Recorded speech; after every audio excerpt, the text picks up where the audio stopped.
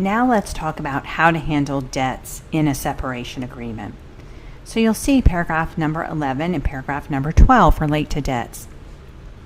You might decide in your separation agreement that you're each just going to keep the debts that are in your own name, and that you're not going to obligate the other person to contribute towards those debts or to pay you back for any of the debts that were incurred during the marriage.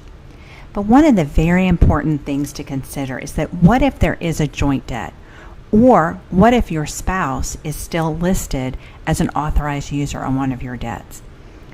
Something that would be a very good idea and a tip to consider when you're thinking about debts and how to distribute debts and how to list exactly who's going to receive which debt. You might consider getting a credit report just in your own name. It doesn't matter about the score. What we want to look over is the report itself. And the report itself is free. You can access it on Equifax.com or Experian.com. And that report will tell you, how are the debts titled? Are the debts in joint names? Is someone an authorized user, but you're the sole responsible debtor on that debt? And if so, do you want to remove your spouse as an authorized user?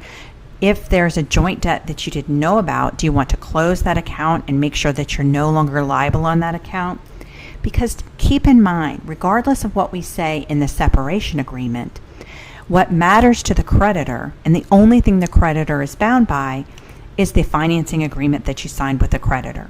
So just like the mortgage on the house, as well as a joint car loan or potentially a joint credit card, those are all debts that you have signed on to with the creditor.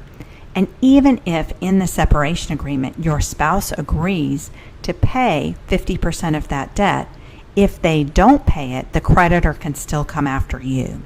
So you want to make sure that in addition to making an agreement about how the debt is going to be distributed, you're also getting your name off of that debt so that you can make sure that exactly what your spouse has agreed to pay for actually happens. So keep in mind, knowing how much debt is in your name versus your spouse's name is important, and then knowing how you're going to distribute it so that your name is off any debt that your spouse is responsible for.